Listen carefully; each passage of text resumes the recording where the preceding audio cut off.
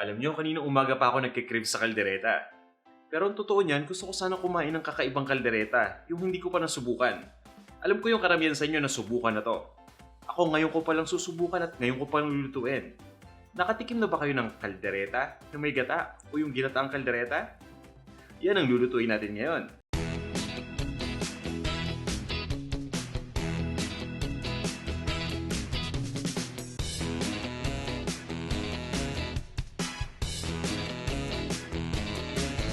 At dahil nga nagugutom na ako, ididiretso na natin to. Makikita ninyo yung kumpletong listahan ng ingredient dito sa description ng video. At bumisita lang kayo sa panlasangpinoy.com para makita ninyo yung kumpletong recipe. Tara, mag-umpisa na tayo.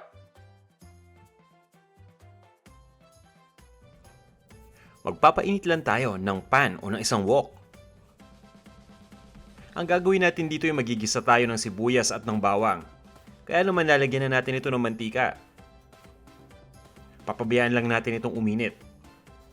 At kapag mainit na yung mantika, ilagay na natin kaagad dito yung bawang. Inuuna ko yung bawang dito dahil gusto ko itong ipabrown ng konti para meron tong konting roasted na garlicky flavor. Yun yung masarap kapag kaldereta. At least para sa version na to.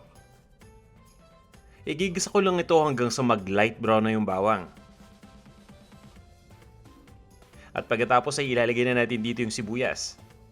Ito yung sibuyas na dilaw o yung yellow onion na chinop ko lang at pwede kayong gumamit dito ng sibuyas na pula o sibuyas na puti. Haluin lang natin at ituloy lang natin ang paggisa dito hanggang sa tuluyan ng lumambot yung sibuyas. Mas maganda talaga kapag papalambutin natin yung sibuyas bago natin ilagay yung pork. At speaking of pork, ready na tong sibuyas, ilagay na natin. Ang gamit natin dito ay liempo o yung tinatawag natin na pork belly. Hiniwa ko lang into cubes at eto, ilalagay na natin dito. Simple lang ang kailangan natin gawin dito sa pork. Kailangan lang natin itong i-brown. Ibig sabihin nun, igigisa natin ito hanggang mag-light brown yung kulay ng outer part. At habang nagigisa tayo, kung hindi masyadong malakas yung gamit nating apoy, ang ginagawa ko, pinapabayaan ko lang maluto yung isang side ng mga 5 to 7 seconds. Pagkatapos ibabaliktad lang ito. So gagawin lang natin yung step na yan hanggang sa maging tuluyan ng light brown yung buong outer part nitong pork.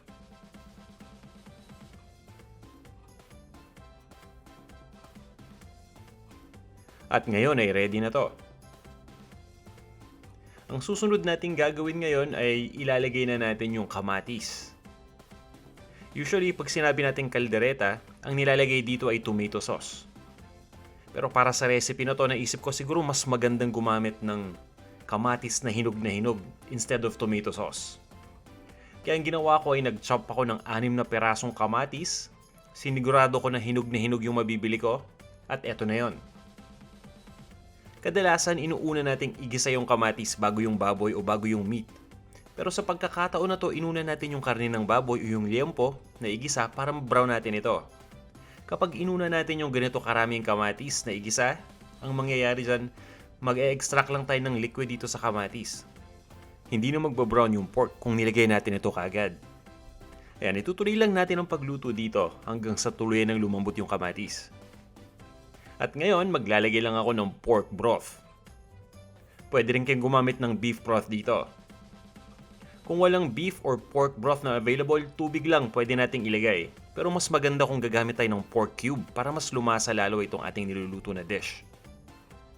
Haluin lang natin ito at pagkatapos ay pabayaan lang natin kumulo yung liquid. At ang gusto ko sa kaldereta ko ay yung medyo maanghang kaya maglalagay ako dito ng sili.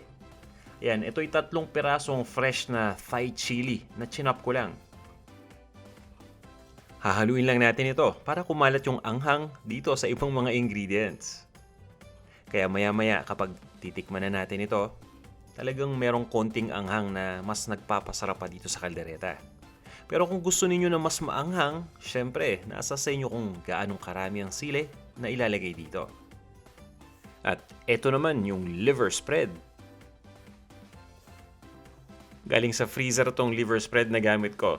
At thinro ko lang, yan. Nilalagay ko kasi sa isang separate na lalagyan pagkatapos kong mabuksan yung malaking lata. Dahil palaging may sobra yung Aking ginagamit, no, kung isang luto lang yung liver spread, yung isang malaking lata, marami pang natitira. Kaya fini-freeze ko muna yan para magamit ko pa sa susunod. Haluin lang natin itong mabuti at siguraduhin lang natin na mix na mabuti yung liver spread dito sa sauce ng ating kaldereta.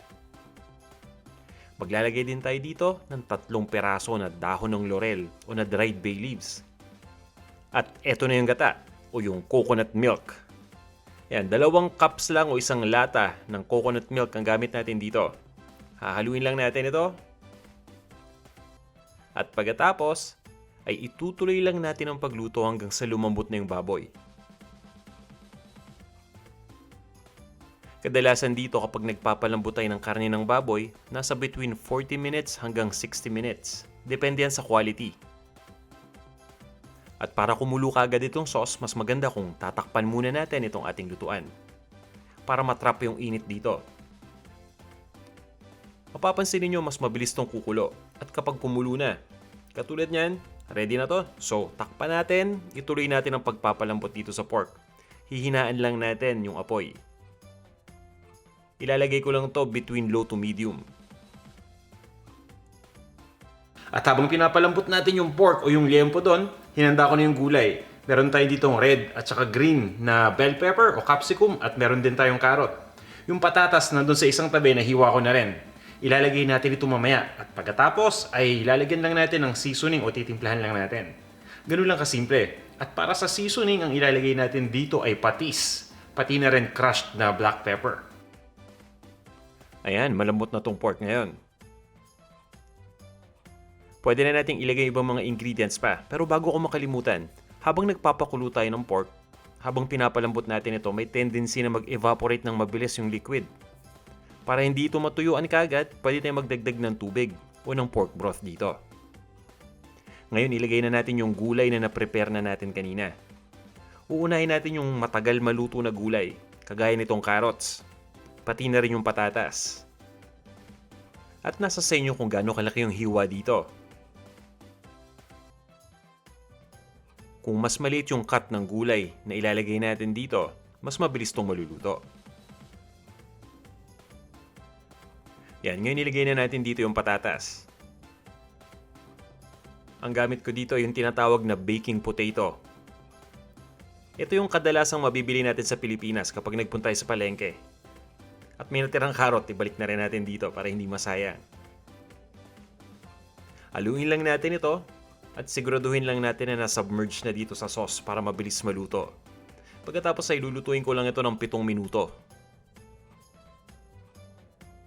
Ngayon naman ay ilagay na natin yung ating capsicum o yung red and green bell peppers. Hahaluin lang natin ito para lang ma-distribute mabuti. At pagdating dito sa version ng kaldereta na to, mas gusto ko yung medyo may konting tamis. Kaya ang gagawin natin dito, ilulutuin natin ng medyo matagal itong bell pepper natin para kumapit ng tuluyan yung lasa nito dun sa sauce. Tatakpan ko lang tong aking lutuan at iluluto lang natin ito ng 7 to 8 minutes. Habang niluluto natin yung gulay, mag-commercial muna tayo. Biro lang. Iwapakita ko lang itong aking cute na almeres. Ayan, at nandito na yung niready natin na paminta.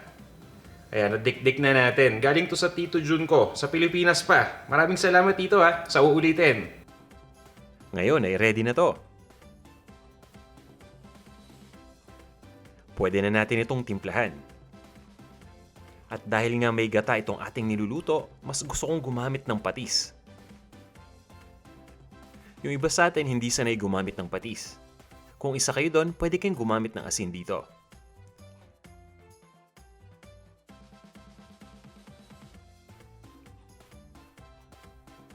At ngayon ay ilagay na natin yung ating crushed na black pepper.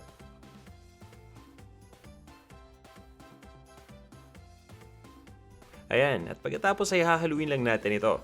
Siguraduhin lang natin na na-distribute na yung ating seasonings. Ang gusto ko sa kaldereta yung tipong medyo malapot yung sauce. Kaya ang gagawin ko dito, lulutuin ko po ito ng mga 3 hanggang 5 minuto pa hanggang sa mag-evaporate pa ng konti yung sauce dito.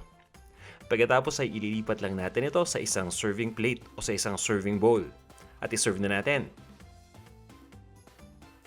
Ito na ang ating pork kaldereta sa gata. Tikman na natin itong ating kaldereta. Kumuha lang ako dito. At mainit pa o umuusok pa. Ayan. So unahin natin yung pork at lalagyan natin ng konting sauce. Itong sauce ay magata at makamatis. Ayun. So tingnan natin kung tamang-tama nga ba ang kombinasyon ng kamatis at gata.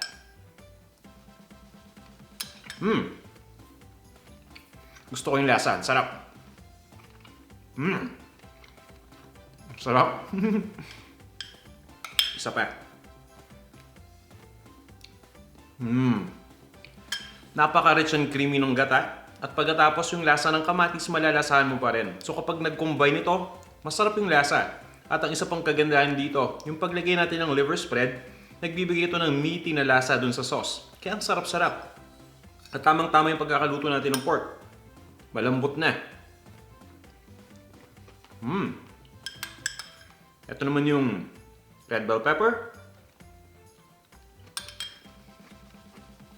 Grabe. Panalong-panalo. Ang sarap nitong iulam sa kanin at pwedeng-pwede rin itong ipulutan. Nasa sa inyo kung paano ninyo kakainin to. Sana'y subukan nyo itong ating recipe. At yung iba sa inyo, nakapagluto na ba kayo nitong ginataang kaldereta o yung kaldereta na may gata? Baka naman meron kayo dyan mga suggestions o tips para sa ating mga nanonood dito. Alam nyo, mag-comment lang kayo with those suggestions and tips dahil lahat ng mga nanonood dito, karamihan nagbabasa ng comment. Maganda yung venue para matuto tayo sa isa't isa. Grabe ang sarap ng ating ginataang kaldereta o kaldereta na may gata. Uulitin ko uli yun next time. At kung meron pa kayong mga request alam ko yung iba sa inyo may mga gustong recipe na i-request sa atin. Mag-comment lang kayo kung ano yung recipe request ninyo. At ililista ko lahat yan. Pagkatapos, susubukan natin gawin. Basta, abangan yung ating mga videos para dito sa inyong request. Maraming salamat sa inyong lahat sa walang sawa ninyong pagsubaybay dito sa ating Panlasang Pinoy YouTube channel. Kung nagustuhan nyo tong ating recipe ngayong araw na to, huwag niyong kalimutang i-like itong ating video Paki-like lang yan, i-click nyo na yung like button at i-share nyo na rin.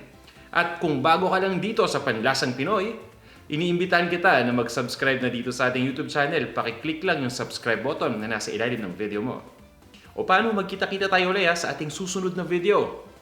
Maraming salamat at hanggang sa muli.